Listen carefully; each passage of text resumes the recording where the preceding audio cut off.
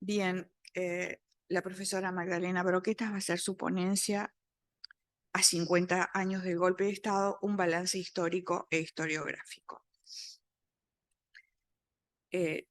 Magdalena es doctora en Historia por la Facultad de Humanidades y Ciencias de la Educación, Universidad Nacional de La Plata, Argentina, y licenciada en Ciencias Históricas por la Facultad de Humanidades y Ciencias de la Educación de la Universidad de la República.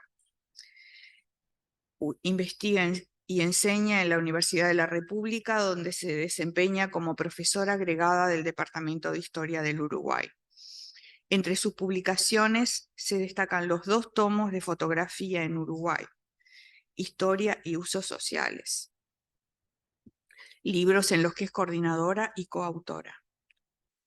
La trama autoritaria, Derechas y Violencias en el Uruguay, 1958-1966, y la reciente Coordinación de Historia Visual del Anticomunismo en Uruguay, 1947-1985, y junto a Gerardo Caetano, Historia de los Conservadores y las Derechas en el Uruguay. Gracias, Magdalena. Muchas gracias, Beatriz. Bueno, en nombre de Beatriz, de Lilian, de Matías, le agradezco a toda la Asociación de Profesores de Historia del Uruguay la invitación. Para mí es un honor estar aquí y es un honor también abrir este congreso tan importante y que tiene tanta tradición entre ustedes y entre nosotros. El golpe, ¿no? ¿Cuánto hemos hablado ya este año sobre el golpe, los 50 años? Los números redondos se prestan. Yo creo que estamos en condiciones de hacer un balance conmemorativo de este medio siglo del golpe de Estado, ¿no? De lo que hemos hecho hasta ahora y lo que seguiremos haciendo. El golpe, la coyuntura, el 73 ha sido analizado en numerosos eventos académicos, ha sido discutido. Yo creo que no quiero ser negativa, pero creo que con una proyección un poco limitada. ¿A qué me refiero? Bueno, ¿cuántos de los que no estaban interesados, no digo ya las personas que no sienten ningún tipo de vínculo con ese pasado, ningún tipo de empatía, sino incluso nuestros alumnos de la licenciatura o del profesorado? Bueno, ¿cuántos de ellos han sumado una capa de sentido a lo que conocían en relación al golpe, a la dictadura y a su importancia en el presente? Los esfuerzos han sido muchos, me consta, todavía nos quedan varios encuentros, pero creo que es imperioso que nos preguntemos por el lugar social del tema, ¿no? Un tema que desde luego a los historiadores y a los profesores de historia nos convoca muy especialmente. Como decimos siempre, pero no es un lugar común, la historia no es monopolio de los historiadores, pero eso no quiere decir que todo vale. Quienes nos dedicamos a la investigación con criterios científicos, a la enseñanza profesional y a la divulgación, estamos, si se me permite la metáfora, en la primera línea de combate. Tenemos la responsabilidad de que se entienda de qué estamos hablando y por qué sigue siendo socialmente tan relevante. Tenemos el compromiso, creo, de luchar contra la apatía y también contra la desinformación. Como sabemos, convivimos con perspectivas históricas que no son historiográficas, pero que de todos modos generan relatos, narrativas sobre el pasado. Relatos que por lo general tienen más alcance que la historiografía, porque son transmitidos a través de los medios masivos de comunicación, porque son simples, ¿no? Proponen esquemas interpretativos contundentes, más desprovistos de la cautela, de la complejidad que por lo general contiene la narración historiográfica, y que se van instalando de manera muy sutil en el sentido común, que es algo muy potente y definitorio en la conformación de nuestras ideas sobre las cosas, pero también en nuestra capacidad de movilizarnos o de sensibilizarnos en términos colectivos. Esas opiniones, recuerdos, relatos, no están basados en criterios de investigación científica. Me refiero a preguntas históricamente válidas, a hipótesis, a documentos, a inferencias, a honestidad intelectual, y por lo general se inscriben en los carriles de la memoria y de las identidades políticas, de las identidades sociales. A veces se escucha decir que esos relatos compiten con la disciplina histórica, y eso no es exactamente así. La historia investigada no puede omitir este tipo de narrativas, debe incorporarlas, Cuando se trata de memorias, de testimonios, de entrevistas, si son hechos vividos, claramente estamos ante fuentes, ¿no? Fuentes, si se quiere, más débiles que las fuentes de época, porque ha mediado el paso del tiempo, y por lo general hablan más del presente de quien habla que del pasado al que remite. Otras veces estamos directamente ante situaciones evidentes de usos políticos del pasado, que es algo que también reviste interés para los historiadores, pero no en relación al pasado en cuestión, sino a propósito de las identidades y los posicionamientos del presente.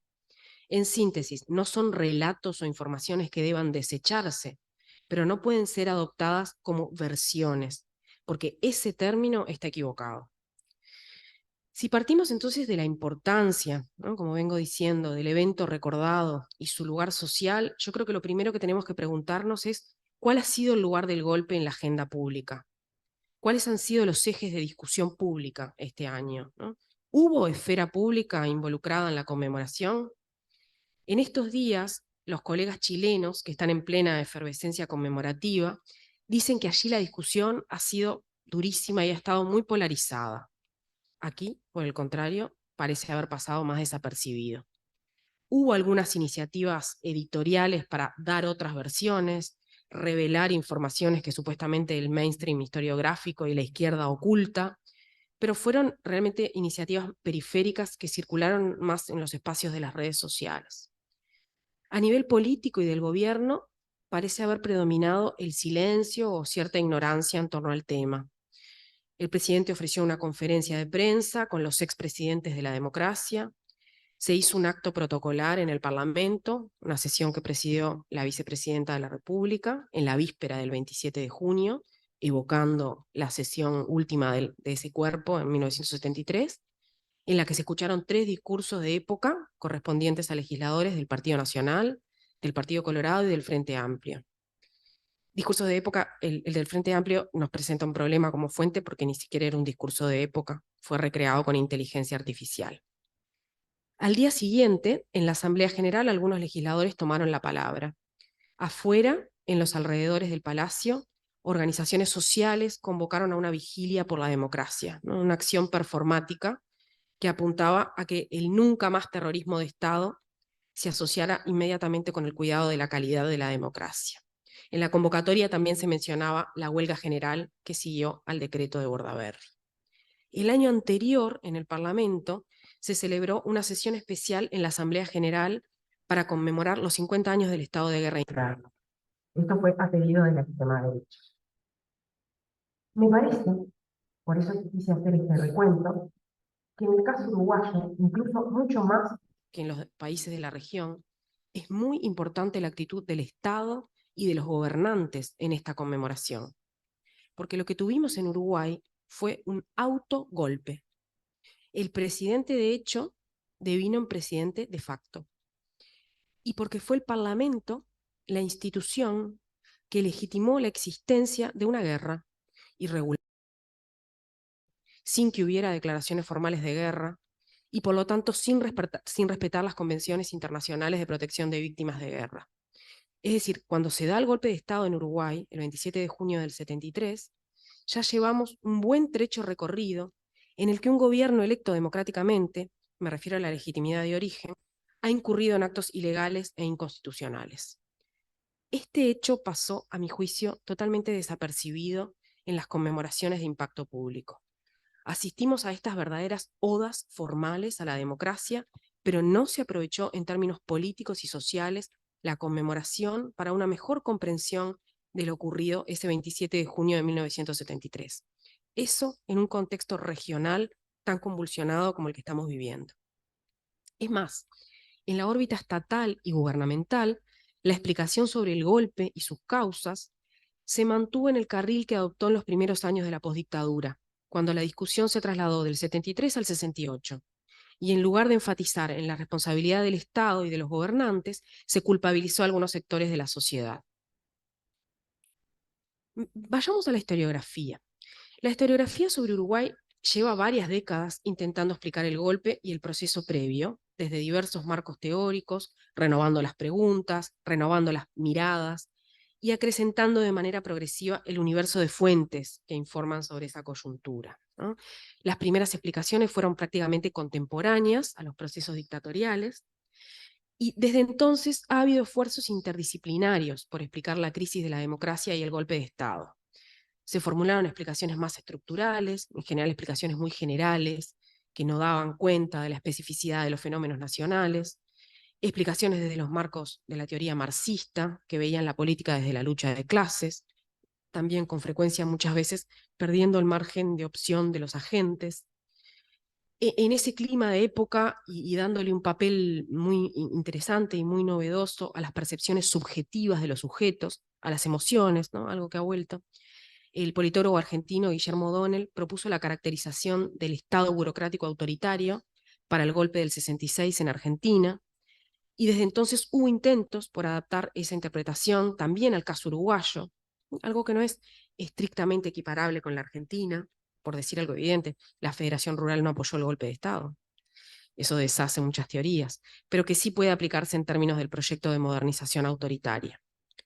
Tuvimos explicaciones sobre la construcción de nuevas hegemonías políticas, el MLN, Pacheco, las Fuerzas Armadas, explicaciones más vinculadas a la estructura social del Uruguay, que acabaron abonando la idea de la excepcionalidad del Uruguay y del carácter importado e impostado del conflicto, ¿no? Las teorías foquistas, la doctrina de la seguridad nacional.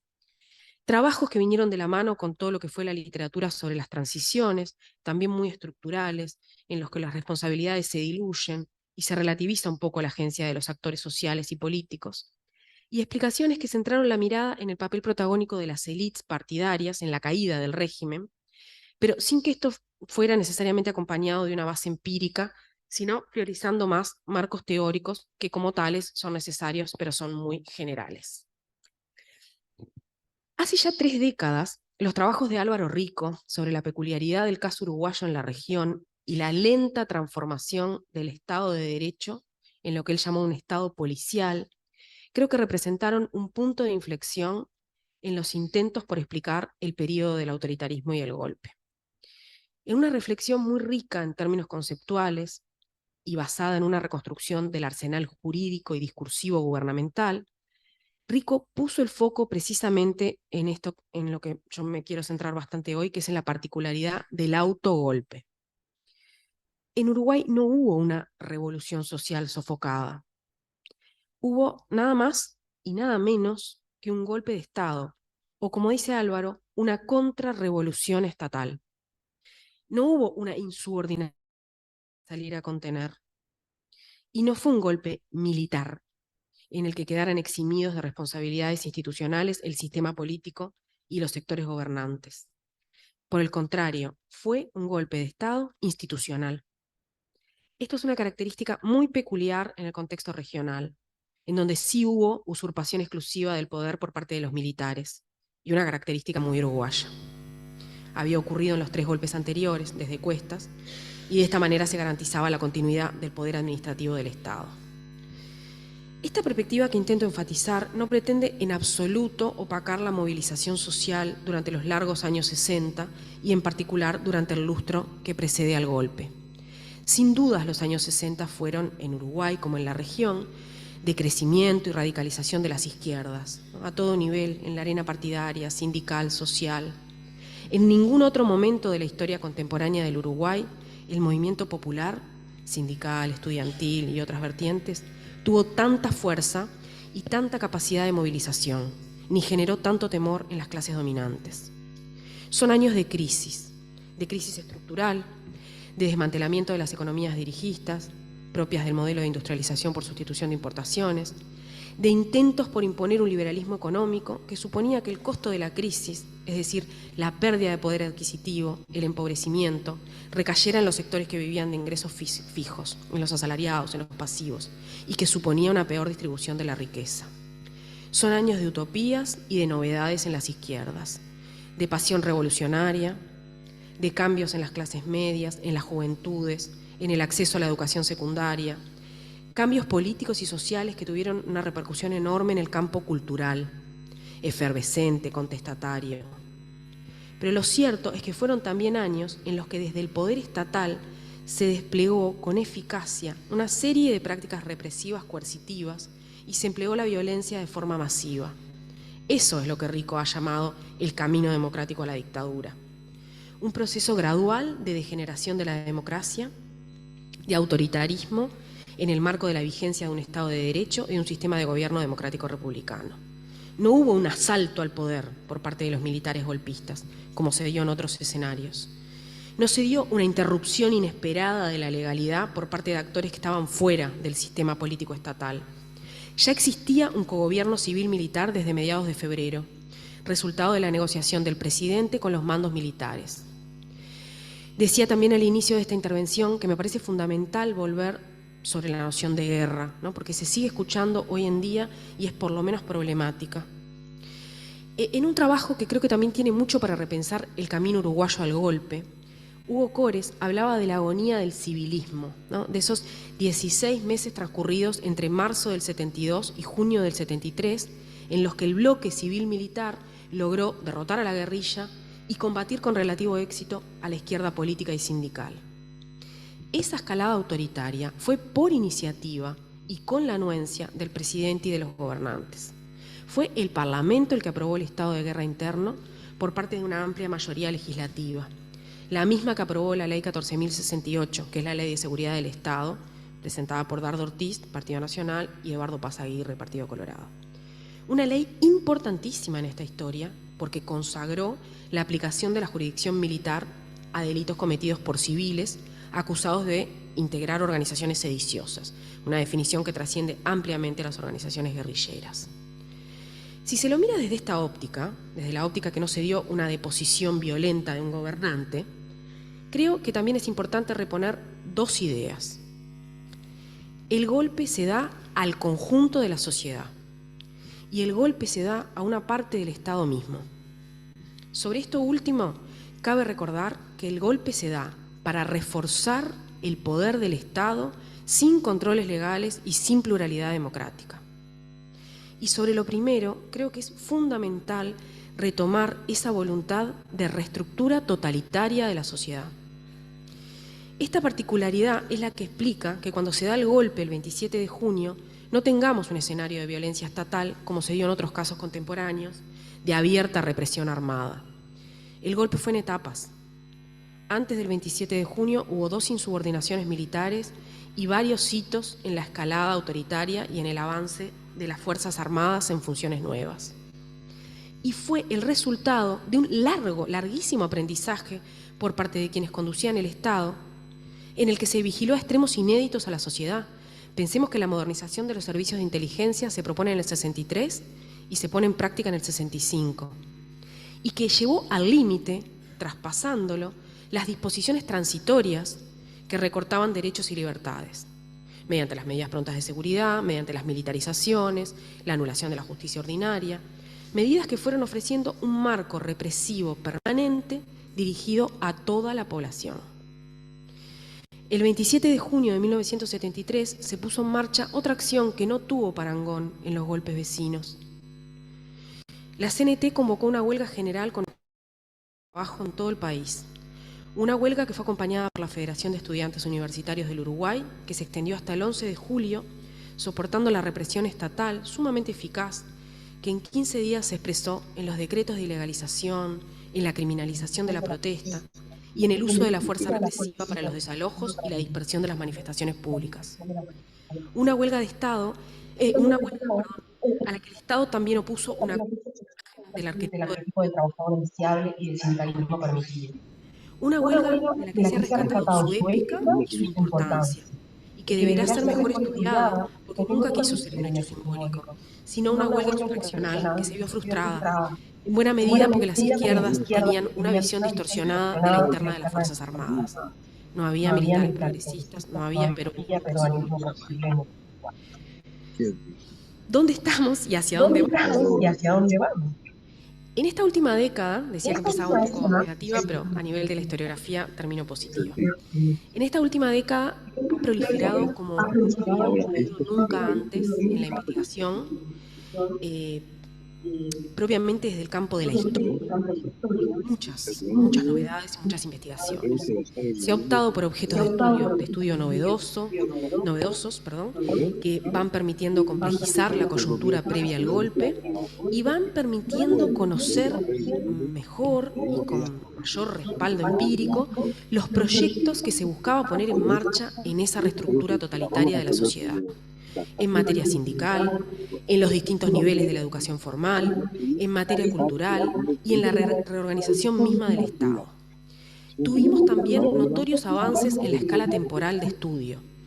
Los enfoques que ampliaron la periodización de la violencia estatal y la reacción de las derechas contribuyeron a restar protagonismo a las explicaciones que sobredimensionaban la amenaza guerrillera y a deconstruir las que enfatizaban en la excepcionalidad positiva del Uruguay. Sin embargo, nos sigue faltando. Todos sabemos que las explicaciones históricas no se componen de sumatorias de acontecimientos, pero insisto en esto de que reponer la complejidad de la coyuntura, con sus múltiples actores políticos y sociales en tensión, es clave para ofrecer un relato de un proceso que, como venimos diciendo, fue gradual y peculiar. Si no había una revolución social que sofocar, si no había una insubordinación civil, o un gobierno de izquierda que derrocar. ¿Por qué fue necesario el autogolpe? ¿Qué cambió en relación al periodo anterior del Estado policial? En mayo del 73, por primera vez, se desvela el apoyo de las mayorías parlamentarias al estado de excepción permanente que exigía el bloque civil-militar gobernante sobre la base de dos ideas, de la sedición latente en el frente de masas y la idea de la guerra latente, ¿no? Que va a ser el ideológico de las Fuerzas Armadas. En el transcurso del mes de junio, el gobierno no logró renovar la suspensión de garantías individuales que regía desde el año anterior, no obtuvo el desafuero de algunos legisladores que acusaba de tener vínculos con el MLN y estaba además en la encrucijada de definir el índice de aumento de salarios que iba a regir a partir del 1 de julio. Todo eso en un clima de fuertes movilizaciones y reclamos. En este contexto, con cierta calma burocrática, el presidente Bordaberry se fue reuniendo con varios políticos. Tanto en el conglomerado de políticos como en el de los militares había dudas, no hay una postura unánime y decidida. Entre el 23 y el 25 de junio hay varias reuniones, cónclaves de oficiales con el presidente Bordaberry, en las que no se ponen de acuerdo en cuanto a si clausurar el poder legislativo, o sea, a si dar o no el golpe final. Finalmente, el golpe se da en la madrugada del 27 de junio y fue, como venimos diciendo, largamente anunciado y tardíamente comprendido. Pero las explicaciones requieren de diferentes niveles. Y en esta coyuntura todavía falta bastante por desbrozar. Hablamos de una coalición civil-militar que respalda a la coalición golpista por diferentes motivos y con distintas expectativas en cuanto a la duración y en cuanto a la radicalidad de la medida. En este sentido, en la agenda historiográfica actual hay asuntos sobre los que creo que urge indagar más y mejor. Me refiero a conocer más y mejor a la derecha política. Pensemos que los pilares del acuerdo en el 72, para formar gabinete, para tener las mayorías parlamentarias, eran las reformas en la educación, los proyectos para limitar la acción sindical y las reformas económicas. Nos falta demostrar de manera más clara y contundente estos intereses que atravesaron y trascendieron la preocupación por los grupos guerrilleros, que no minimizo, pero que hay que ponerla en contexto para mostrar cómo el proyecto es además de y anterior y posterior a la violencia política de la derecha.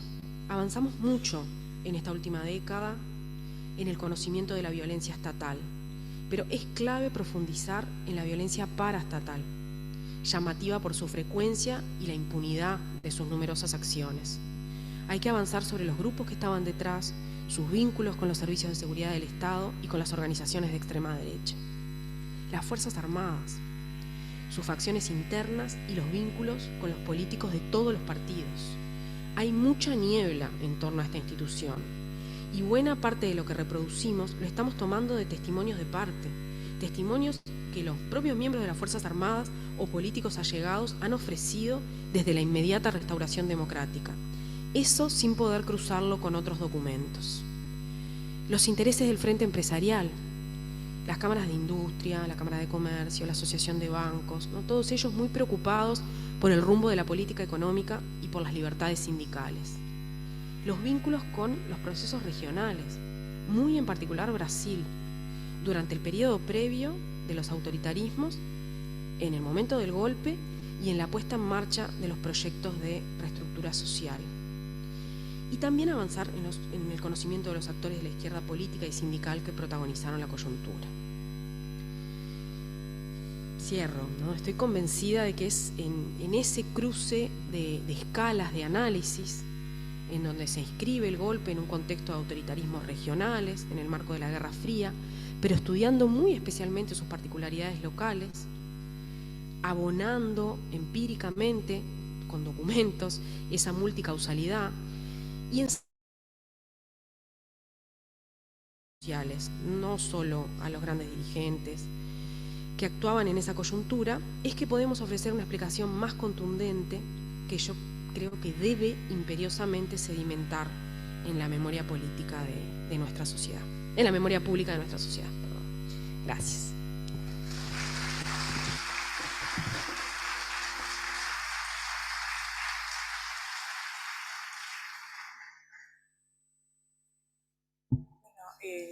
Si acercan preguntas a la mesa.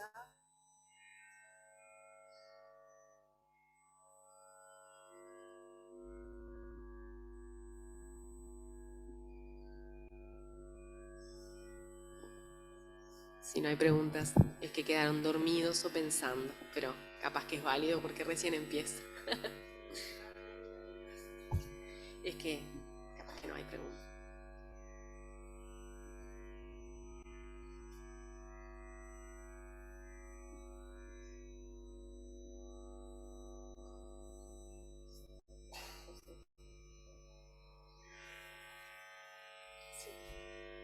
Sí.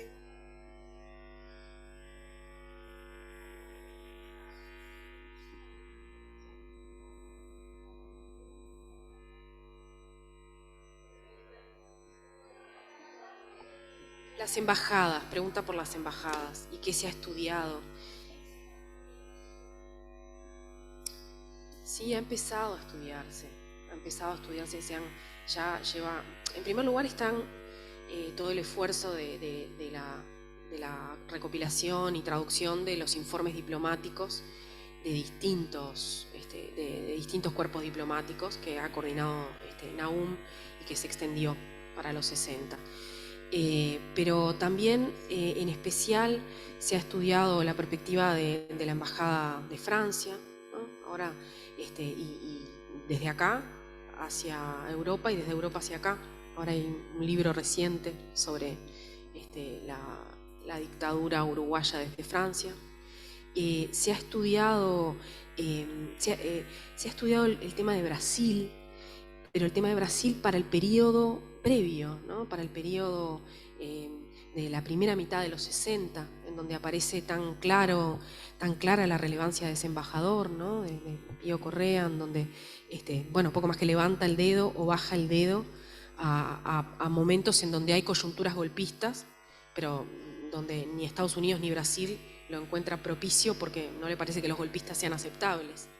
Entonces sí, se ha empezado a estudiar menos en relación a Argentina, muchísimo menos, que creo que es clave en relación a Paraguay, ¿no? Los vínculos con Paraguay, sobre todo para todo esto último que hablábamos de la violencia paraestatal, ¿no? de los escuadrones, el papel que tiene ahí la diplomacia paraguaya, desde fines de los 50, ¿no? Durante los 60, eso es todavía una cuenta pendiente.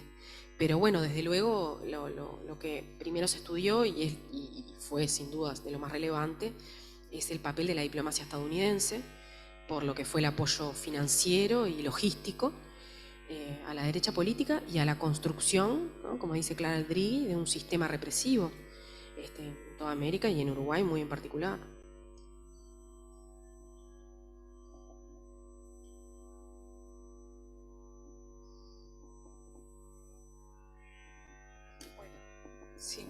Si nadie pregunta, si nadie tiene otra pregunta, perdón, ¿sí?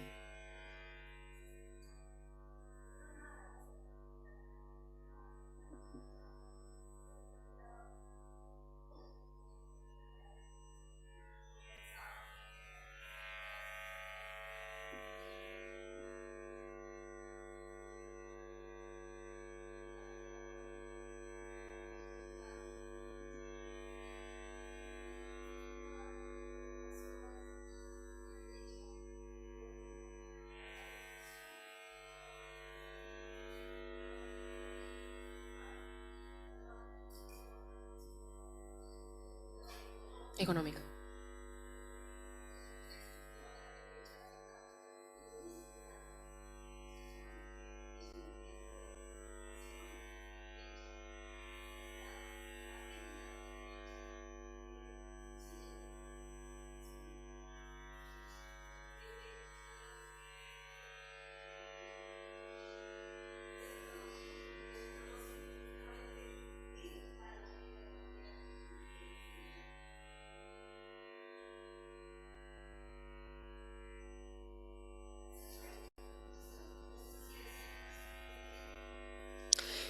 Sí, a mí me parece que ir por el lado de identificar qué preocupa y cuáles son los fenómenos que producen conductas reactivas, ¿no?, por parte de los agentes estatales o de la derecha política o incluso social, ¿no?, a nivel empresarial, de organizaciones sociales, religiosas, es clave para entender. Entonces, a veces estamos como tentados de hacer paralelismos, ¿no? En este momento ha habido situaciones que incluso ahora, ¿no?, con los libros, con la historia de las derechas, que siempre es tal cual. Bueno, a ver, cautela. Yo en estos tres pilares, a nivel de la preocupación por las organizaciones sindicales, el movimiento sindical, los numerosos proyectos como había en los 60 para limitar el derecho a huelga, reglamentar los sindicatos, o incluso la cuestión de las reformas económicas, ¿no? Se está en una especie de empate, se ha desarmado un modelo, se intenta implementar un modelo liberal más abierto, pero no se termina de lograr. Creo que no podríamos hacer un paralelismo, ¿no? Sería muy tirado de los pelos. O sea, ni hay un discurso antisindical, ni hay proyectos sobre la mesa de movilización sindical. Y quizás, no sé, esto lo pongo como hipótesis, el movimiento sindical no tenga el vigor, la fortaleza que tenía en los 60 como para despertar el temor que generaba en las clases dominantes. Y a nivel del proyecto económico, y más después de hemos tenido alternancia de los partidos en el gobierno, no hay un proyecto económico alternativo, ¿no? Es asombroso el tipo de paralelismos que podemos hacer a nivel del campo de la educación. O sea, sí me parece que en esa tercera pata, ¿no?, de lo que era la educación en los 60 y cuáles eran las preocupaciones, ¿no? Pensemos que en los 60 es la masificación de la enseñanza de secundaria. También aumenta la matrícula a nivel de la universidad, pero bueno, como esto también lo hemos planteado, si se quiere, la reacción contra la universidad fue incluso previa, ¿no?, por la sanción de la ley orgánica del 58, el cogobierno de la universidad. Pero a nivel de secundaria, es este temor que despierta la explosión de la matrícula, la politización del estudiantado, el involucramiento del cuerpo docente con nuevos planes, ¿no?, los planes pilotos de los 60, y lo que fue la resistencia a todo eso, ¿no? Pensemos, 1970, intervención de secundaria, ¿no? En la intervención de secundaria, sumarios, apartamientos de cargo, intento de intervenir en la dinámica tanto programática como cotidiana. Bueno, luego todo eso lo van a ver más tarde con Leonor, tiene todos sus derroteros, pero antes de eso se conoce poco, pero todos los intentos de las organizaciones de padres por evitar que en los liceos hubiera gremios de estudiantes, hubiera discusiones políticas, ¿no? Todo esto, yo más de una vez he hablado de la ORPADE, de la Organización de Padres Demócratas, que lo tenemos como un titular, pero en realidad desde el 68, ¿no?, desde antes de la interventora, 68-69, son organizaciones que intervienen en las comisiones de padres, que se oponen a lo que es la gremial de profesores en Montevideo, pero también sus filiales en el interior. Y no es que se oponen en un marco democrático, se oponen con acciones de delación, de acusación de estar violando la laicidad, de tomas de liceos, sobre todo en el interior de Uruguay, fuera de Montevideo, en Valle de Ordóñez, en Artigas, en Tacuarembó. Estos grupos de padres llegaron a ocupar los liceos y en algunos casos por semanas. Y el reclamo era que se destituyera, que se expulsara a profesores que eran izquierdistas. Es decir, profesores que tenían una ideología o que votaban a un partido que era legal, porque no había ningún partido bueno, el Partido Socialista estaba legalizado, pero que tenían y muchas veces no era por el voto partidario, sino que era porque, bueno, porque tenían una cierta orientación humanista en sus clases. Bueno, después todo lo que son las movilizaciones en el 72 por resistir a fines del 72 la Ley de Educación General, y esa ley que se impone, ¿no? Un acuerdo entre los distintos sectores de la derecha colorada y nacional, para centralizar, quitarle poder a los gremios docentes. Entonces, bueno, hoy día, ¿cuáles son los paralelismos? A mí los que más me preocupan son los que tienen que ver con esta cuestión de decir que los docentes, por abordar ciertas temáticas o por participar de la vida gremial, estarían incurriendo en algún tipo de transgresión o incluso violando la laicidad. O sea, con esa experiencia tan rica y tan peligrosa que tuvimos, ¿no? Porque todo esto terminó muy mal, porque el golpe a la educación es previo, pero a partir del 73 es mucho más profundo en lo que es la depuración del cuerpo docente, que es brutal en términos cuantitativos, cualitativos, y en lo que se intenta hacer con la formación, con la enseñanza formal. Entonces, ¿cómo, teniendo incluso memoria vivida en relación a ese periodo, ¿no? Memoria vivida en relación a las persecuciones, a la criminalización de la protesta, a la estigmatización del cuerpo docente, e incluso a la estigmatización de la protesta estudiantil? Bueno, ¿cómo podemos hoy día volver a sentir tan impunemente, creo que es la palabra, ciertas acusaciones y discursos, ¿no? Bueno, el movimiento gremial en general, de docentes y sindical, sale muy golpeado del periodo de la dictadura, ¿no? Y creo que eso también se expresa en lo que estamos viviendo hoy, en las posibilidades de poder reclamar con una legitimidad en donde no sea tildado de sesentista, ¿no? Entonces, vaya si hay como toda una continuidad con lo que ocurrió, con cómo se lo procesó y con el daño que se hizo. Porque dije mucho que la dictadura o que el golpe y lo que vino después tuvo mucho más de conservador que de fundacional, si se lo mira en relación a procesos vecinos. Chile es evidente, pero eso no quiere decir, ¿no? Está bien, no se pudo imponer un sindicalismo alternativo, no se pudo hacer una reforma neoliberal de la educación, no se aprobó la reforma del plebiscito del 80, pero eso no quiere decir que el grado de daño que la dictadura imprimió en el tejido social y que encontró su remate en ese Uruguay y en ese cono sur de los 90, ¿no? Con el avance brutal del neoliberalismo, no incida en la dificultad que estamos teniendo hoy para poder resolver conflictos y situaciones en donde tiene que poder participar el movimiento sindical, las asociaciones profesionales, la sociedad organizada, además de la disposición del Estado. Un poco largo, pero porque me parece que tu pregunta era bien general, ¿no? Y apuntaba a estos aspectos. Bueno, agradecemos entonces porque estamos con el tiempo tirano justo y pasamos al... Pero antes agradecer y pedir un aplauso para la señora Elena.